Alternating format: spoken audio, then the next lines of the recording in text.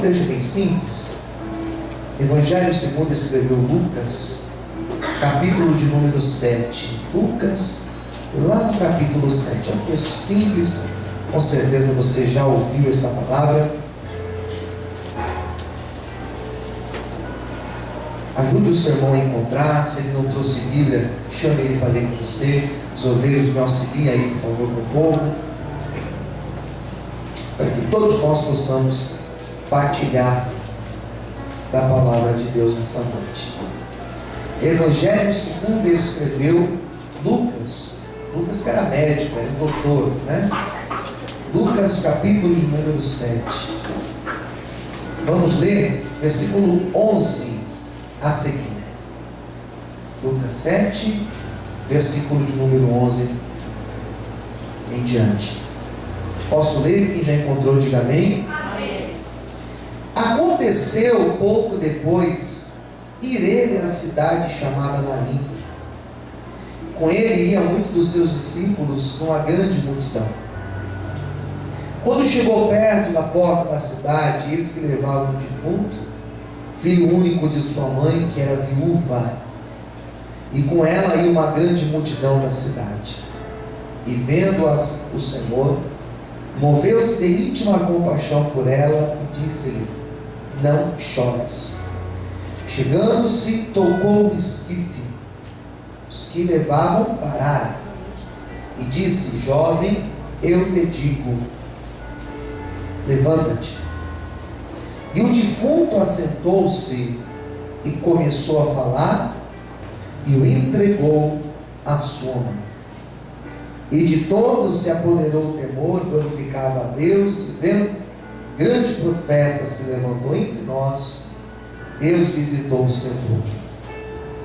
Correu dele esta fama por toda a Judeia, por toda a terra circunvizinha. Vamos orar?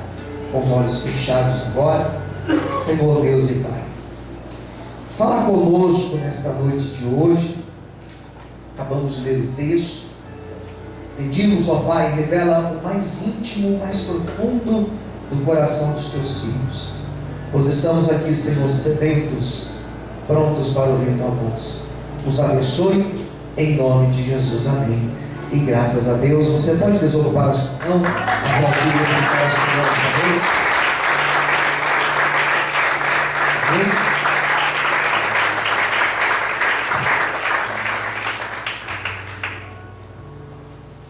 Esteve um grupo de pessoas que Jesus, de forma preferencial, conviveu.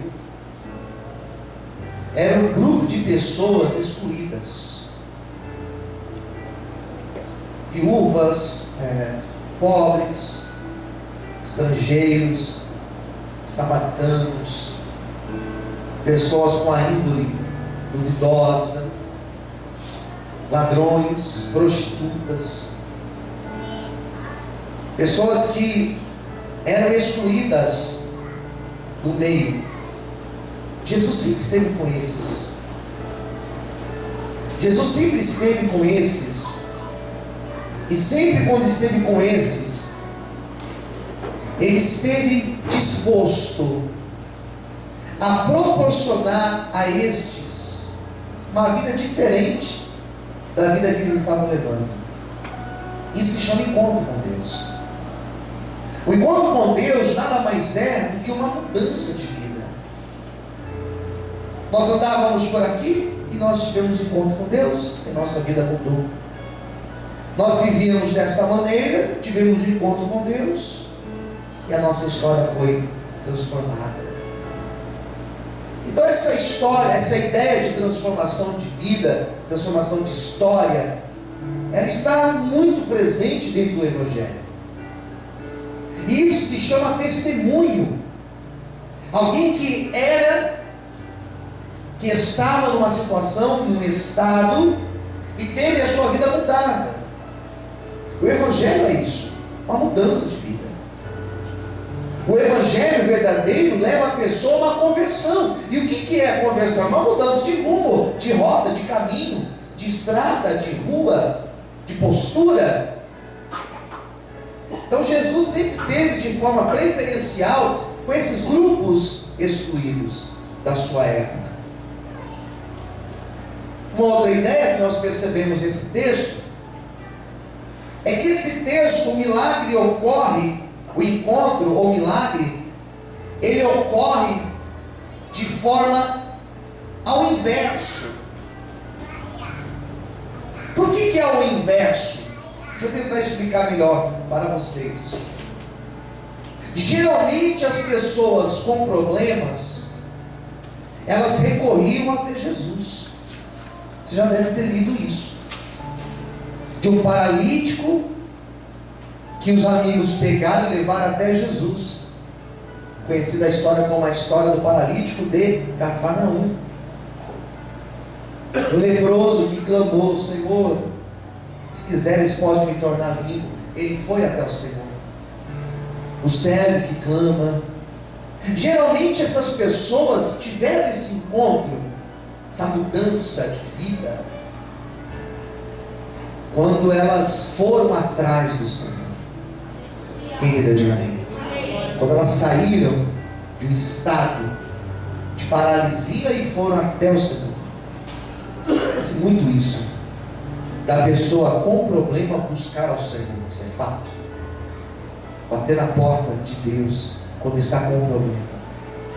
Mas o que acontece com esta mulher foi no sentido inverso. Porque em nenhum momento da história dela, em nenhum momento o autor vai dizer que a mulher foi atrás de Jesus. Posso ouvir um amém? Amém. Não foi atrás? Não pediu nada para Jesus? Ela ora no texto? Ela não ora no texto. Não é ela que vai pedir: Senhor, olha aqui meu filho, a minha situação. Ela não pede, ela não faz, ela não busca. Mas a história diz que a ação veio de Jesus.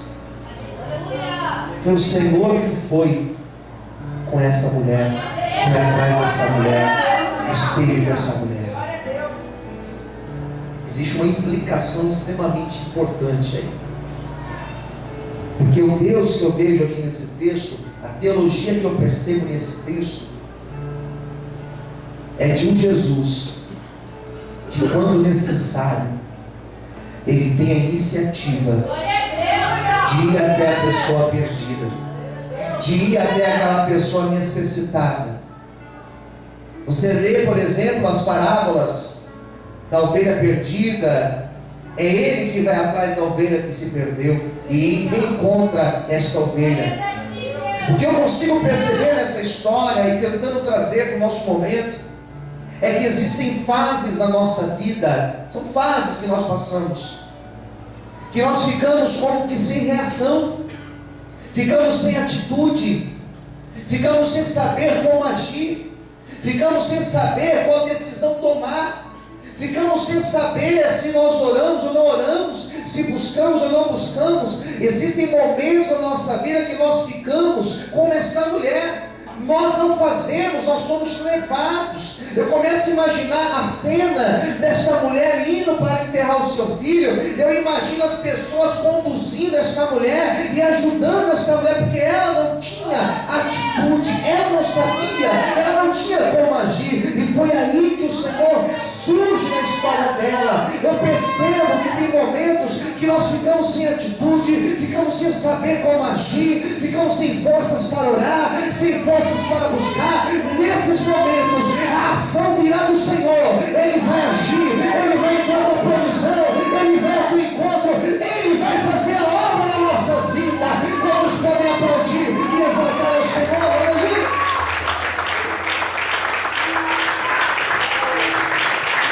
Você pode aplaudir mais forte o Senhor? Em alguns momentos a iniciativa virá de Deus. Porque nós ficamos sem iniciativa. E Ele é maravilhoso, porque Ele, quando eu fico sem iniciativa, Ele toma a iniciativa por mim. Ele me ajuda. Jesus te ajuda. Todas as vezes que você precisar da ajuda dele. Fala isso pro teu amigo do lado, eu, pra tua amiga, teu vizinho aí. Fala, ele vai te ajudar todas as vezes que você precisar dele. Posso ouvir um amém, querido? Essa palavra te deixa feliz nessa noite? Me conforta, me deixa feliz, me faz ficar em paz. Porque eu sei que nos momentos que eu não sei como agir, eu sei que nos momentos que eu não tenho iniciativa, Ele vai me ajudar. Uma outra coisa que eu percebi nesse texto é que nós vamos ler durante a história que ele se põe no lugar da mulher e ele sente as dores daquela mulher. Ele sofre com ela. É um Deus que sofre com o que sofre. É um Deus que sabe do que está acontecendo aqui dentro. Conhece os meus desejos. Conhece as minhas ansiedades, as minhas preocupações. É um Senhor que age na multidão, porém Ele age também na individualidade. Vamos entrar no texto para a gente entender essas histórias, essas colocações minhas. O versículo 11 vai dizer que Jesus ele ia de um lugar para um outro lugar, e ele sai de Cafarnaum, né? Ele está indo para um outro lugar, ele passa pela cidade chamada Naim. Eu só encontrei esta vez Jesus indo em Naim. É a única vez na história. E outra coisa, apenas Lucas fala sobre isso. Então ele vai de um lugar para o outro, e o versículo 11 vai dizer que uma grande multidão seguia ao Senhor. Quem entendeu? Diga amém. Uma grande multidão. E o 12, que é o versículo que vem na sequência, vai dizer que quando ele chega na porta da cidade, existe uma outra multidão também. Eram duas multidões que estavam ali. Duas multidões. De um lado, uma multidão feliz, parecia que estava indo atrás de um trio elétrico. Sabe o trio elétrico? Ivete. Sabe, trio elétrico? Parecia que um estava atrás de um trio elétrico, chiclete com banana, Ivete cigarro, né? E o outro, uma multidão que ia para o velório. Estava indo enterrar o filho daquela mulher. Quem está entendendo? Diga amém. Amém. Preste atenção. Eram duas multidões. E naquele momento houve um choque. Porque se por um lado existe uma multidão que estava feliz por todos os milagres que elas estavam vivendo, do outro lado existe uma multidão que ela não estava feliz, estavam de luto, estavam na amargura daquela mulher que era viúva e que estava enterrando o seu único filho. Quem entendeu? Diga amém. Amém. E o que eu percebo é a sensibilidade de Jesus, de não ignorar a cena. Ele não ignora aquela mulher. Apesar dele estar cercado de uma multidão, ele não ignora o pedido daquela mulher. Ele não passa batido, ele para, ele olha, ele sente, ele enxuga as lágrimas dela. Quem está entendendo? Diga amém. Amém. Às vezes nós pensamos, olhe para mim, às vezes nós pensamos, será que Deus, com todas as preocupações que Ele deve ter, porque Ele é Deus, né? Todos os problemas que Ele tem para resolver, todas as coisas que Ele tem que organizar, será que Deus, será que esse Deus está vendo a minha vida? O meu sofrer, o meu choro, a minha simples oração? A gente tem essa impressão às vezes. Às vezes a gente tem essa impressão. Será que Deus, com tantas preocupações, Ele está vendo o que eu estou passando? Eu posso te assegurar nessa noite que Ele sabe o que está acontecendo com você. Posso ver amém?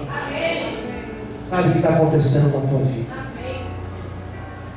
E o olhar dele não passou batido por aquela mulher, mas quando ele olhou no meio daquela multidão, ele percebeu aquela mulher, ele viu a angústia que existia na alma dela, e ele para no meio daquela multidão e diz a palavra de Deus que ele se aproxima daquela mulher, ele vai empurrando a multidão, ele vai afastando a multidão até chegar naquela mulher. E quando ele chega naquela mulher, ela não pede nada, ela não fala nada para ele. Ele olha para ela e diz: mulher, não chores, mulher, não chores mais. Sabe que eu entendo? Que quando eu não sei orar, quando eu não consigo orar, quando eu estou perdido, quando eu estou sem direção, quando eu estou numa multidão de problemas, de angústias, Jesus, ele vem ao meu encontro.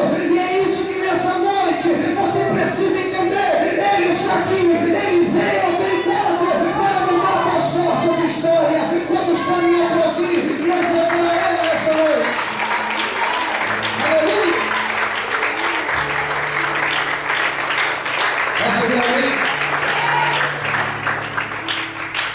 Eram duas multidões bem diferentes, uma feliz e uma outra triste. Os que estavam felizes não tinham culpa no problema daquela mulher. Quem entendeu? Diga amém. Ninguém tinha culpa no problema dela. Nesse exato momento, irmãos, nesse exato momento, se você for no hospital, tem um andar lá no hospital que vai ter uma sala de parto, onde vai estar nascendo uma criança, e vai ter uma família muito feliz, agradecendo a Deus porque aquela criança nasceu com saúde. Quem entendeu? Diga amém. Mas no mesmo hospital existe um outro andar lá, talvez numa UTI, onde uma família está recebendo a notícia que um ente querido faleceu. No mesmo prédio a gente tem pessoas felizes e pessoas angustiadas. A vida é assim, irmãos. Você olha para uma pessoa do teu lado, você não imagina o que está acontecendo com ela. Tampouco ela imagina o que está acontecendo com você. Por isso que quando eu subo aqui para pregar, tenho um temor muito grande. Eu não faço a mínima ideia como foi o seu dia. É muita responsabilidade estar aqui em cima. Eu não sei o que está acontecendo com você. Eu posso derrubar uma pessoa, posso destruir com um projeto de uma pessoa, com palavras lançadas aqui de cima.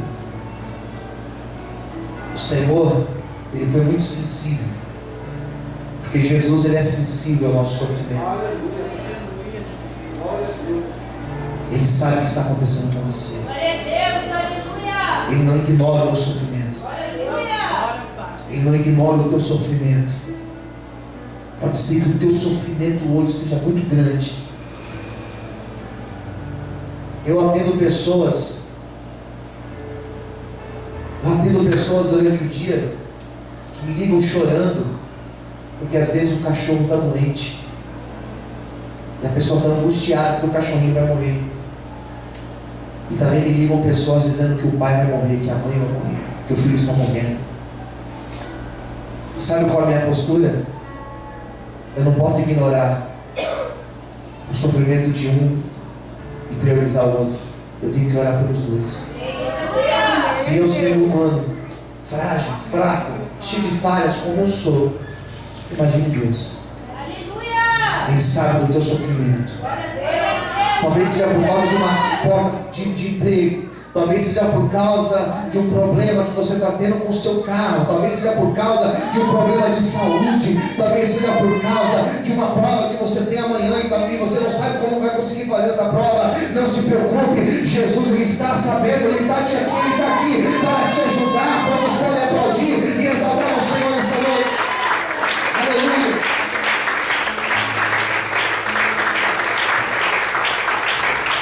Amém? Essa mulher, ela já tinha enterrado o seu marido. Ela era viúva. E quando a mulher ficava viúva, preste atenção no que eu vou te dizer agora. Quando uma mulher ficava viúva e ela tinha filhos, ela não ficava totalmente desamparada. Quem entendeu? Diga amém. Por quê, pastor? Primeiro mandamento feito com promessa, Efésios capítulo de número 6. Qual que é? Honra o teu pai tua mão, para que os seus dias se prolonguem na terra. Lembra daquela passagem que Jesus chamou uma pessoa para ser discípulo dele? E o rapaz falou assim: Senhor, deixa eu primeiro enterrar os meus pais. Ou seja, eu preciso cuidar dos meus pais. Eles são velhos, eu preciso cuidar deles na velhice. Quando uma mulher ficava viúva, quem está ouvindo, diga amém. Por favor, preste atenção. Quando uma mulher ficava viúva, todo o seu sustento viria do seu filho. O filho assumiria o papel de pai daquela família, chefe daquela família. Porque as mulheres não tinham emprego. Então essa mulher perde o marido e agora ela pensa: bom, eu não vou ficar desamparada, porque eu tenho meu filho. E ele não vai me deixar na rua da amargura. Quem entendeu, diga amém. Amém. Só que o filho morre. E quando uma mulher perdia o marido e perdia os seus filhos, ela ficava sozinha, ela ficava totalmente desamparada. Existe uma promessa de Deus aqui. O salmista do Salmo de número 37, ele falou: fui moço e agora eu sou velho, mas eu nunca vi um justo desamparado. Eu quero nessa noite declarar uma palavra de Deus na tua vida. Você jamais ficará desamparado. Você pode ficar desamparado pelos homens, mas Deus jamais irá te desamparar. Ele sempre estará contigo, amém? Ele sempre vai trazer o suprimento que você precisa. Ele suprirá todas as tuas necessidades. Quem crê nesse Jesus, levanta a mão, glorifica e aplauda Ele bem forte, amém? Deus não vai desamparar você, seus filhos, a sua casa.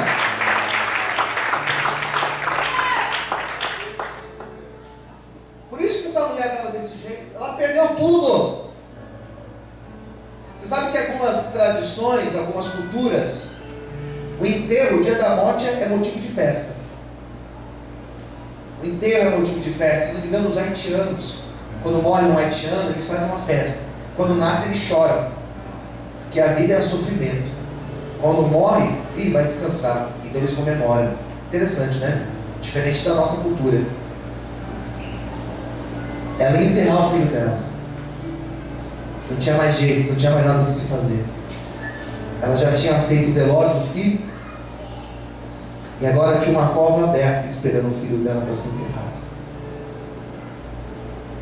Aquele dia ficaria marcado na vida dela como o dia que ela enterrou o seu filho.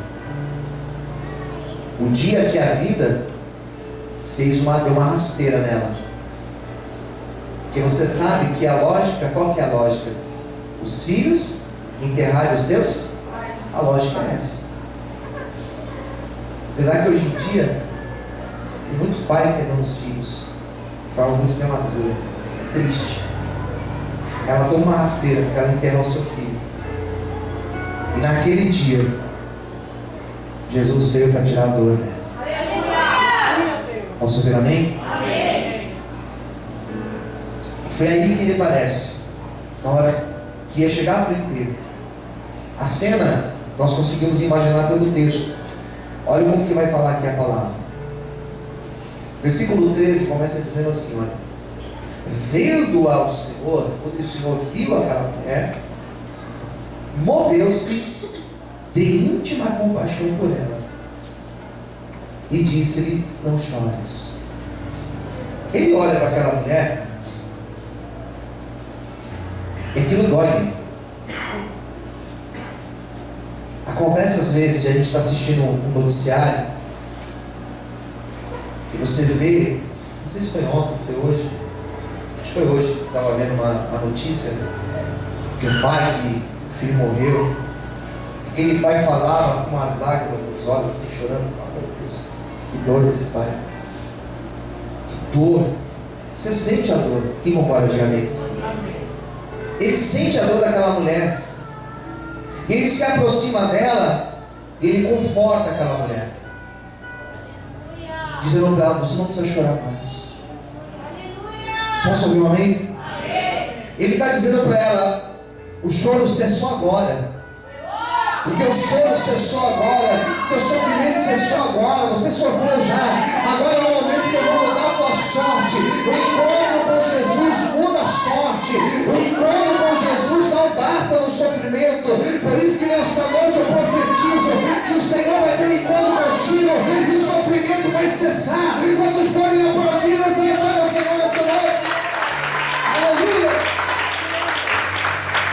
É só até aqui, mulher. Foi só até aqui. Agora você não precisa chorar mais. Posso ouvir um amém? É só até aqui. Eu posso sofrer. Nós vamos sofrer. Mas é só até aqui. Chega uma hora que ele muda a história. Esse dia está chegando. Quem recebe essa palavra, diga amém. Vamos continuar? E eu já encerro. O que diz aqui no versículo 14? Chegando-se, eu vou encerrar aqui. Chegando-se, tocou o esquife.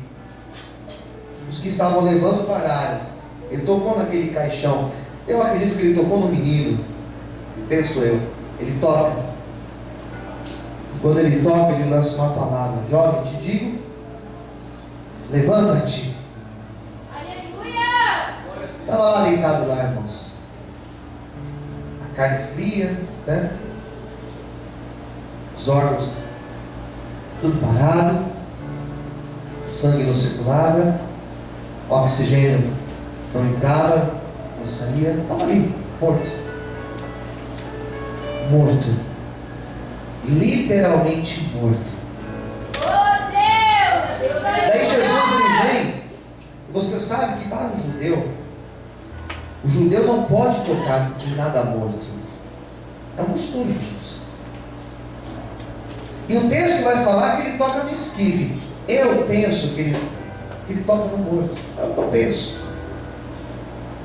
Porque Jesus, em todos os momentos que ele viveu nessa terra, entre fazer a lei, conforme está escrito, e preservar a vida, como eu falei ontem na nossa aula, ele sempre optou pela vida.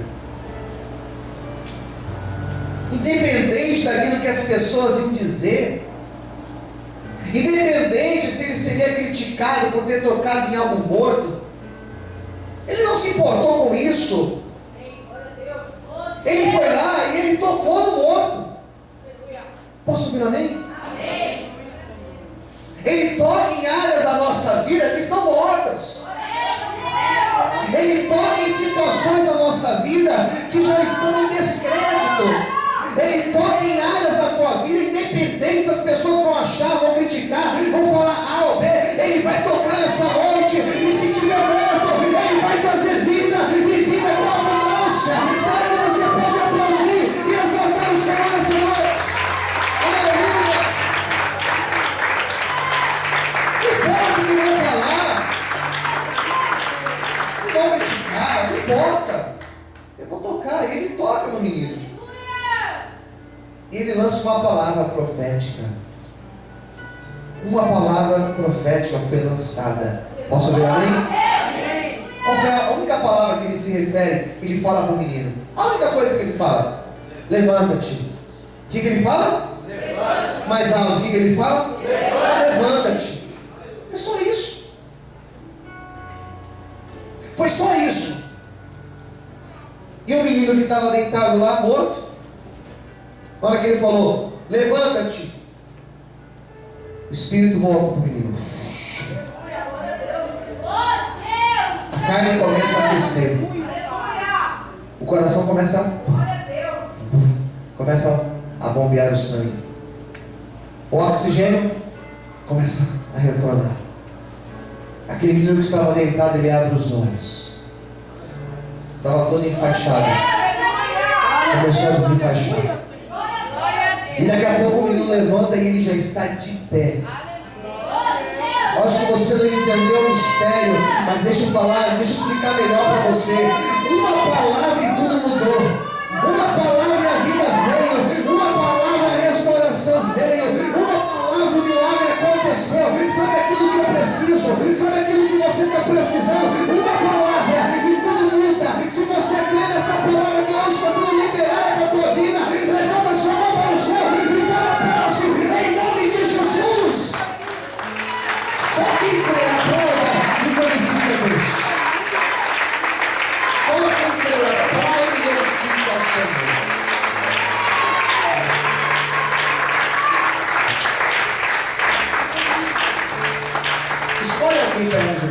escolhe uma pessoa perto de você. Olha para essa pessoa. Olhe dentro dos olhos dessa pessoa. Fala assim para ela: sabe aquilo que você precisa? Fala assim: sabe aquilo que você mais precisa? Fala assim: basta uma palavra. Com mais fé, diga: basta uma palavra. E este algo que você precisa, o Senhor libera sobre você. Quem crê de mim? Qual a palavra do Senhor?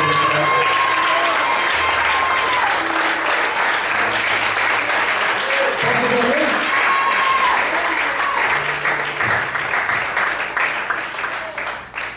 Aí, eu vou ler para encerrar. Deixa eu encerrar agora. Olha o que diz o último versículo que eu vou comentar aqui para vocês. É o 15.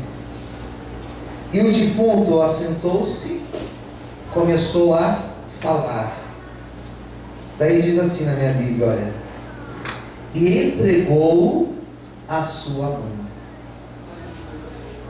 Quem entendeu? Diga amém. Outras traduções, por isso que é legal você ver em algumas outras traduções, né? Existe uma outra tradução que diz assim, olha: que o defunto levantou, começou a falar, e tem um verbo que diz assim, olha, que Jesus restituiu a sua mãe. Aleluia! Não sei se alguma Bíblia de vocês tem essa palavra, restituição. E o que significa restituição? Restituir. O que significa? Significa que eu perdi algo, algo me foi tirado, e este algo devolveu na minha mão. Amém, queridos? Algo que eu perdi, e como meu direito, eu vou receber a restituição. Existe uma palavra de restituição sendo liberada na noite de hoje sobre esta igreja. Existe uma palavra de restituição sendo liberada sobre pessoas que estão aqui dentro. E eu quero hoje profetizar que aquilo que você perdeu, aquilo que você foi roubado, aquilo que tiraram de você, aquilo que te prejudicaram, na noite de hoje existe uma palavra de liberação e de restituição sobre a tua vida. Estenda suas duas mãos para frente. Eu profetizo agora, fecha os teus olhos. Eu profetizo agora: haverá restituição sobre a tua vida. Aquilo que tiraram voltará para você, diz o Senhor nesta noite. Quem acredita nesta palavra, abra a boca, glorifique e aplauda o nome de Deus nessa noite. Aplauda as palmas. Vai trazer de volta. Vai trazer de volta na tua vida. Vai trazer de volta na tua vida. Vai trazer de volta. Quem crê? Aplauda o Senhor essa noite. Aleluia! Adora o Senhor.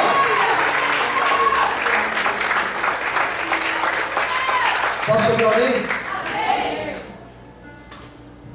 Eu tenho que encerrar.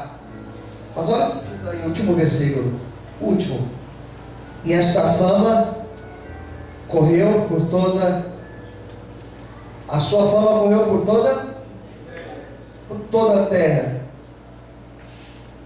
Toda a circunvizinhança ficou sabendo o que tinha acontecido. Para encerrar, olha para o seu irmão e diga assim: o seu testemunho vai dar o que falar. Fala assim para essa pessoa: olha, muitas pessoas vão se converter, vão começar a crer em Deus ao saber do teu testemunho. Quem recebe, diga amém. Bate palma para Jesus. Deus te abençoe.